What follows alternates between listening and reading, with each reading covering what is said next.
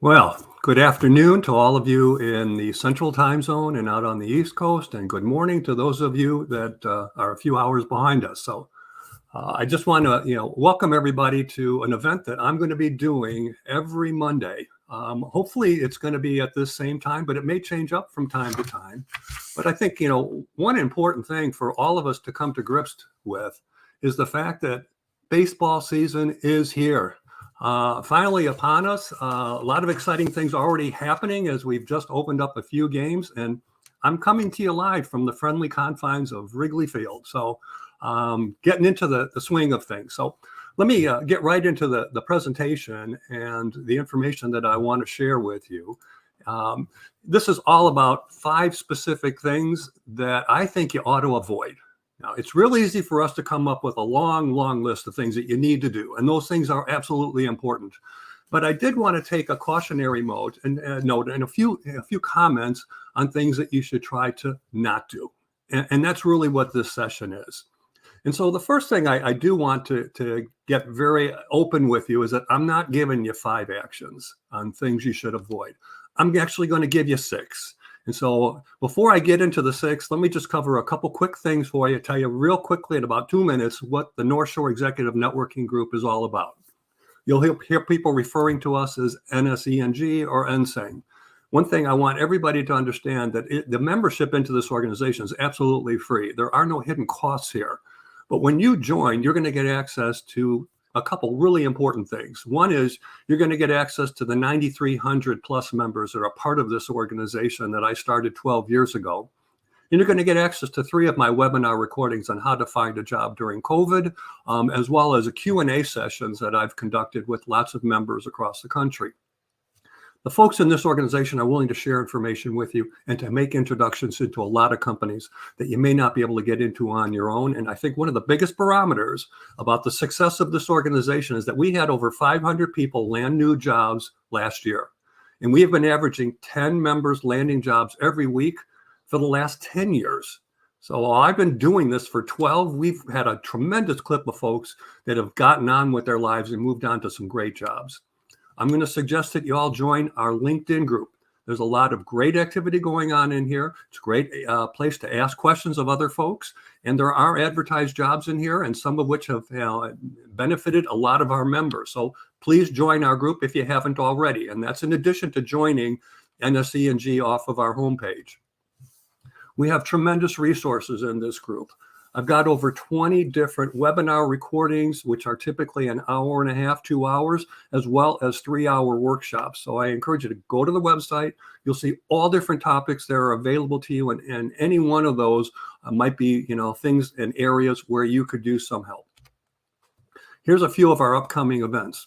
So the next LinkedIn Live that I'm going to do will take place again next Monday, but instead of doing it from 12 to 12:30 Central Time, I'm going to move it a little bit later in the day, from 4 to 4:30 in the afternoon, and it's going to be an open Q&A session. So I urge you all, you can either email me questions in advance, which I will always prioritize, or you can chat them in during the session.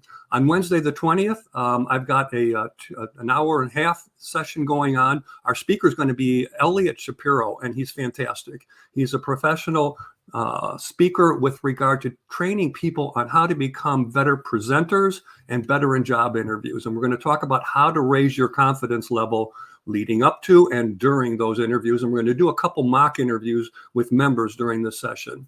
And then on Wednesday, May 11th, I'm going to be conducting a 3-hour online workshop on how to create and implement an effective job search plan, because you cannot come into a job search without some idea of the priorities of what you've got to get done. And I'm going to go through the 25 priorities and put some order to the chaos that oftentimes a lot of job seekers face. Again, you can see all of these on the website.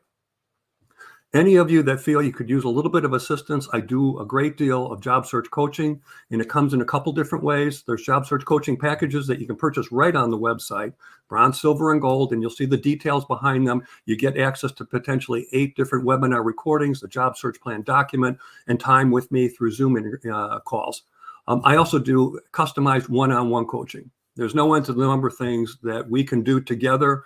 And if there's interest on your part on any coaching assistance, feel free to just email me at martygilbert1@gmail.com, and we'll set up a free exploratory call. So let's talk about the first of the 6 actions that you want to avoid. There are a lot of people that don't take the time to really develop a strong elevator pitch, and absolutely do not underestimate the value and the influence that a great elevator pitch conveys to people. Because let's face it, whether you're in a networking meeting or you're in the beginning of a job, interview, oftentimes one of the questions they ask you is, could you just tell me a little bit about yourself? And you've got to come out with a really strong message, 45 seconds or less, right? And you've got to capture their excitement, you've got to capture their interest, and you've got to get them engaged. It creates that great first impression. And if what you have to say immediately isn't impressive, it's difficult for them to walk away feeling that you're a dynamic person that they want to hear more about. That conversation could be really quick. It could be a one and done exercise, which you don't want. But that elevator pitch gives you a tremendous opportunity to create branding around you. What is your branding statement? Because every job seeker should have one. And then what is it about that branding statement and that elevator pitch that you've just conveyed to somebody that makes you memorable? Being memorable is so important in the job search because there's a lot of people out there looking. You've got to find ways to separate yourself from everybody else. And it's that branding statement that they're going to remember. If it is dynamic, if it attaches value to you, and maybe it's something that you've done in your past that was hugely unusual, that is going to make you a candidate that they're not going to forget. It makes it also very easy for your network to help you, because you're going to be in a lot of networking meetings, and I'm sure many of you are going through this now, where you want them to help you. And if they can't remember what it is about you that's distinguishing, it's going to be difficult for them to be able to introduce you to folks effectively because you have not created that moniker for yourself. It also gets interviews off to a great start, because if you've got that branding statement initially coming out really strong, that elevator pitch, then you build off of that with specific examples. So please don't think that they aren't important. They are hugely important. And it's also a tremendous confidence builder. When you come out with a strong elevator pitch, now you're coming out with a level of confidence that's pushing you and your momentum forward in a much more proactive and dynamic way. Number 2, do not think that cover letters are not necessary. Now, some of you on this call may have heard me talk about cover letters and why I believe cover letters in many ways are far more important than a resume and a LinkedIn profile. Now, there was a recent study that was done. It appeared in the Wall Street Journal, and it was conducted by Resume Lab. They interviewed several thousand hiring managers and recruiters from many different companies across many different industries. And the question that they asked them was simply, do you think there's value to you as a potential interviewer in receiving a cover letter? And 83% of them said, absolutely, I want them.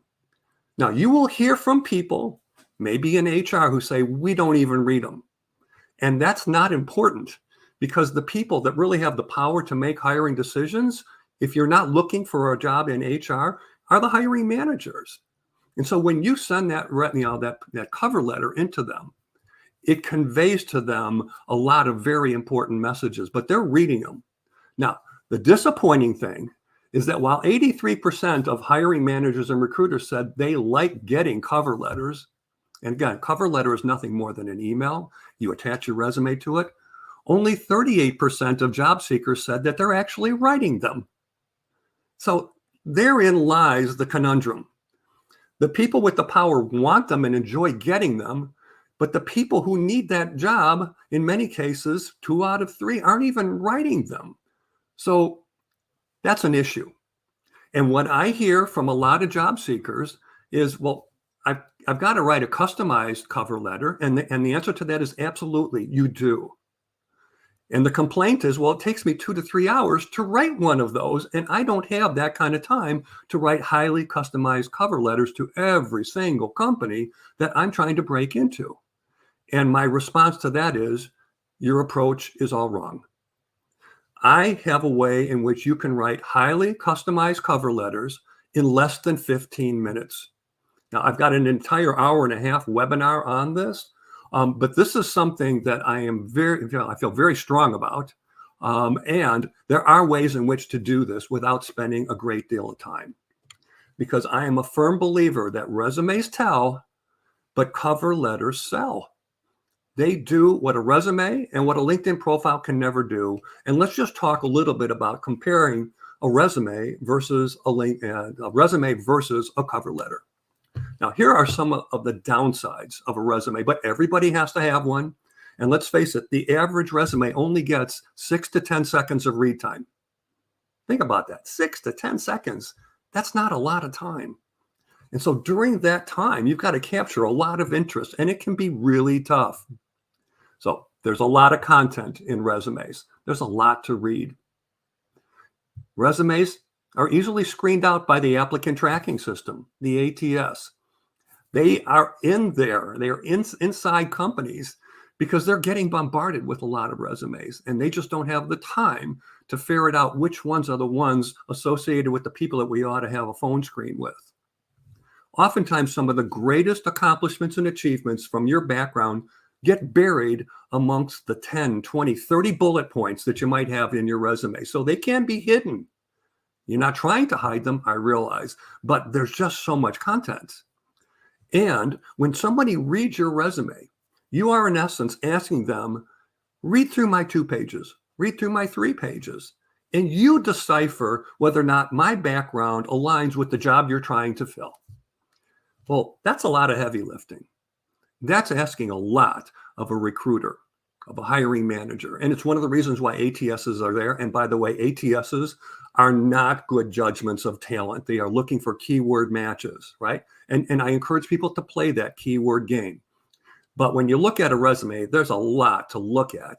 And for a human being to look at that and try to connect the dots between what sits on the page and what's sitting in their job description is a fair amount of work. So a resume, can tell, but it's that cover letter that makes it easy for you to sell yourself and for them to connect the dots between key achievements in your background and what they're looking for in that job. It doesn't overwhelm the reader. It enables you to control the story, which is really important because you're just going to give a few examples from your background that tie to the most important requirements of the job. It demonstrates that you're a good writer. Okay.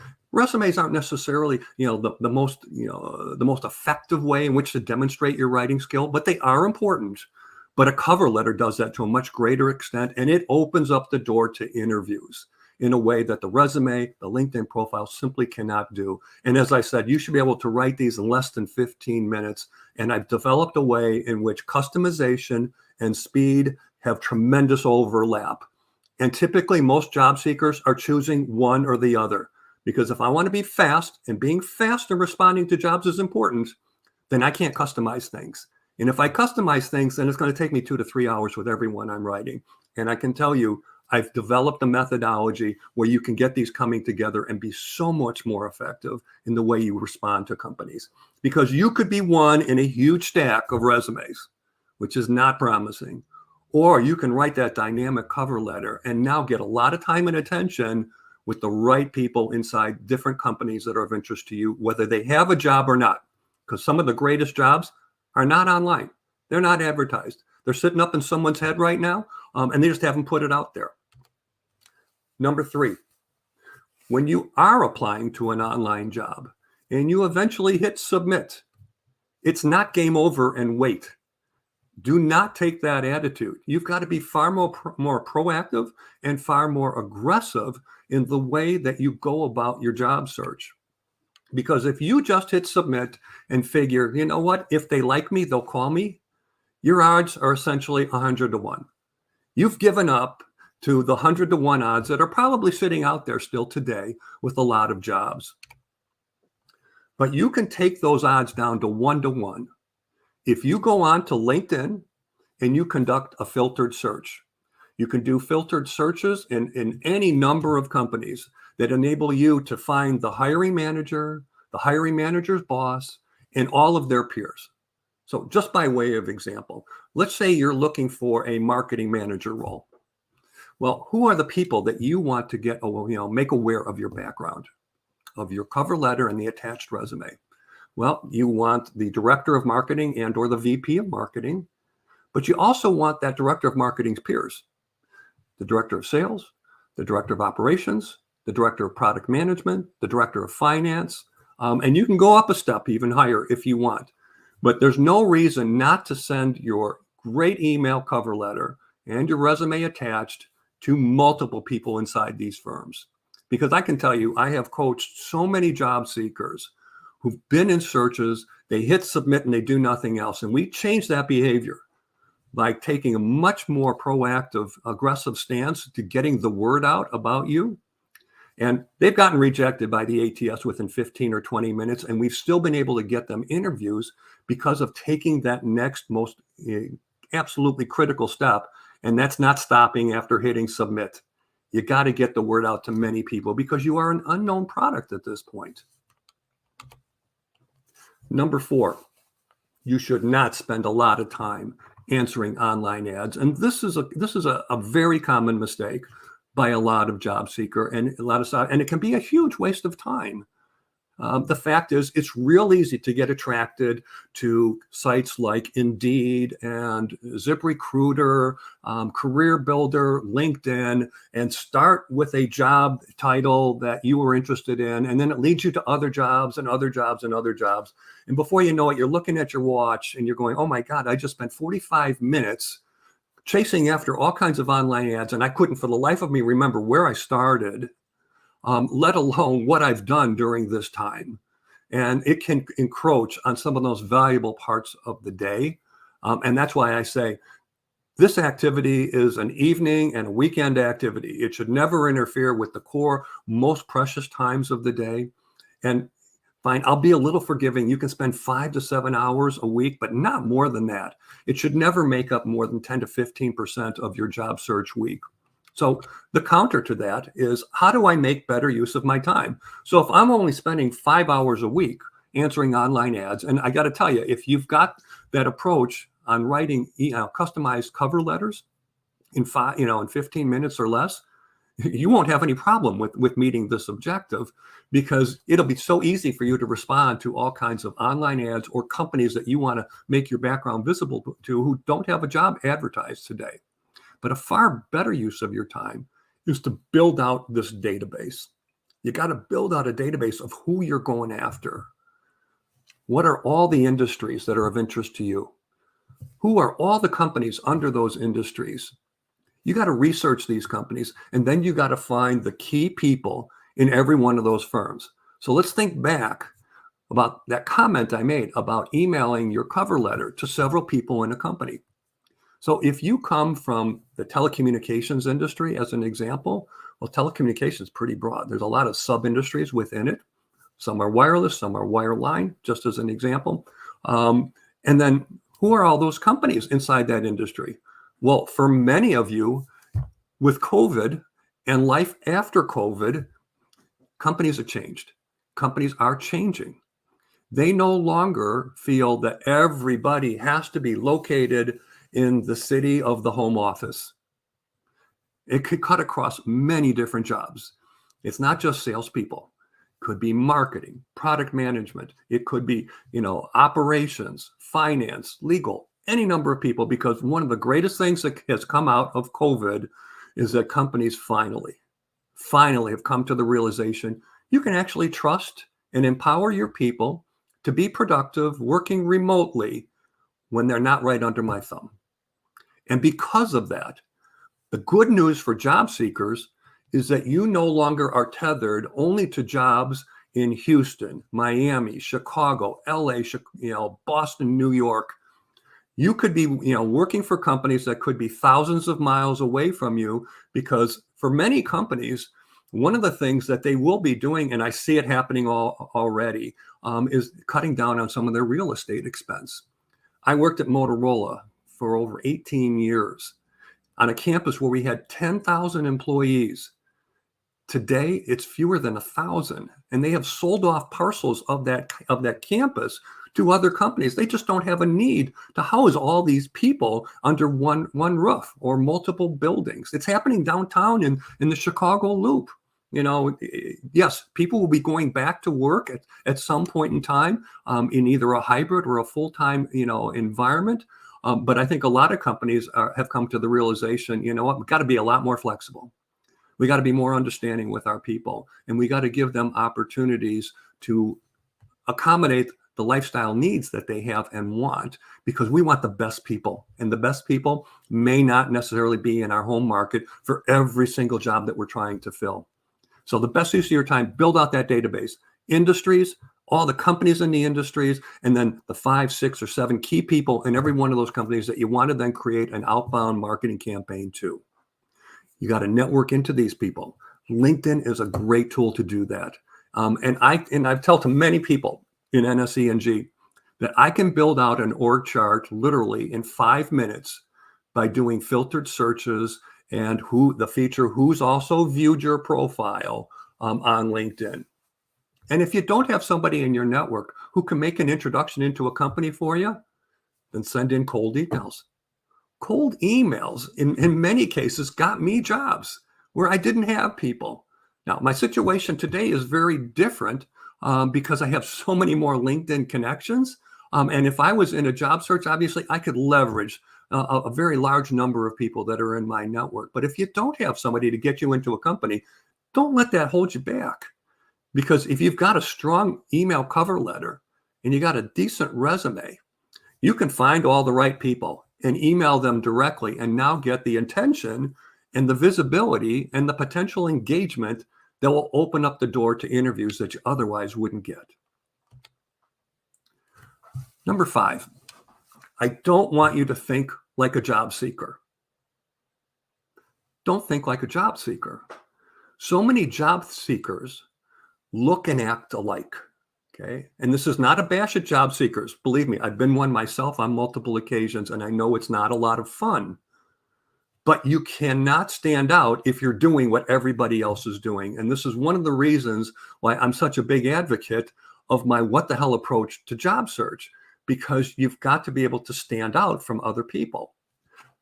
Now, one of the important things you need to think about is, imagine all the work and effort that goes into launching a new product into the market. And I'm sure there's many of you on this call that have helped launch new products. You got to do all kinds of homework. What is the audience we're trying to reach? What is the value that our product brings to that audience? How do we get to those audiences? The only difference between somebody who's in a job search and a company that has launched a new product is that you are now that product. And the marketplace doesn't know a thing about you. Your network may know, but they are small, relatively small in number relative to all the potential companies that are out there. You need to think of yourself as a new product being introduced into the marketplace. And unfortunately, a lot of people don't approach their job search that way, because you've got to assume a situation where I'm a somewhat unknown entity. And that's why you've got to have all these things in play. What is your branding statement? What's your value proposition? The section that sits at the top of your resume. What is your messaging? The written word is so important. And I'm very critical of the written word because I grew up as a copywriter, worked in ad agencies, and I know the power of the pen. It's enormous. You got to identify, as we said earlier, the target industries, the target companies in every one of those industries, and the key people that you're trying to get your message to. And then you got to have your outbound marketing campaign that creates the visibility and the awareness for you. The last one, and I have told a lot of people in NSE&G that I just don't like to see job seekers with this hashtag open to work banner sitting in their LinkedIn profile photo.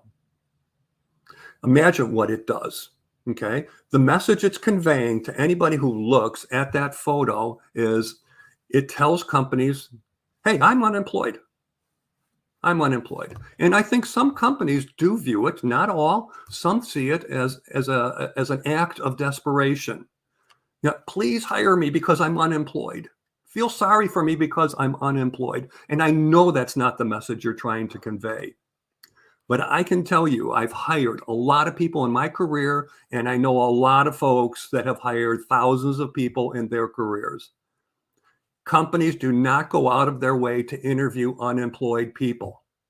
I have never been told by any of my employers, and I can't find anybody who ever has been told, please, when you're looking to fill this next role, make sure you hire somebody who is currently unemployed. But the opposite of that is oftentimes true. There are a lot of prejudicial attitudes in the marketplace. Some companies believe that people are currently unemployed because they're underperformers. And I know that's not true. There are so many people that have been affected by COVID, but even long before COVID, there were many great performers that were let go from companies for political reasons. It happens. And companies are entitled to make really dumb decisions on people. So I don't think that this hashtag open to work banner is helping you. You might not even get a chance at bat, okay? And it could raise a red flag unnecessarily because they see that banner. So my recommendation to you is get rid of it. You can put hashtag open to work, in your about section or different parts of your profile, but I wouldn't make it so overtly obvious that you're unemployed, because I do believe there are people out there who don't look at it positively. And I recognize that you're doing this because you have been led to believe or are under the impression or have been told by people that if you're unemployed, you absolutely should put this out there because it will help your cause. And I just can't see it. And I'm happy to have discussions with folks about this topic. And I haven't had anybody who's been able to give me a rationale behind how this banner has actually helped them land a great job. So let me just share a couple, closing comments with you. One is, I urge you to join NSENG if you haven't yet. The membership is free. You're going to get access to the 9,400 members and 3 recordings from me. If you are not yet connected with me on LinkedIn, please just send me a connection and I'll accept it. I'll give you access to my 24,000 LinkedIn connections. Join our LinkedIn group. There's a lot of great discussions going on there, and it's a very safe place in which to get advice from other job seekers. And of course, there's jobs being posted there every day. Take advantage of the webinars and the workshop recordings that exist on the site. Keep an eye out for our events. There's an event going on every 3 weeks. And in between, I'm going to be doing this LinkedIn Live every Monday. And if you need some help, don't hesitate to look at the coaching packages and the coaching services, and or send me an email. We'll set up a time to talk. So just a quick reminder, I will be back here again next Monday. It'll be from 4 to 4:30, but I'm going to try to make that 12 to 12:30 Central Time a regularity. I'm going to make it a job search Q&A session. So this is an opportunity for any of you. You can email me your questions in advance. You can chat them in during the session, and I'll answer as many as I can. And I will prioritize the folks that take the proactive step of sending me some things in advance. And they'll be broadcasting just like this. You can just go right into my LinkedIn, profile and take a look at what's coming up. So again, I just want to thank all of you for taking a little bit of your Monday to come in and hear a few pieces of advice. And again, you may hear differing views from different people, but I encourage you.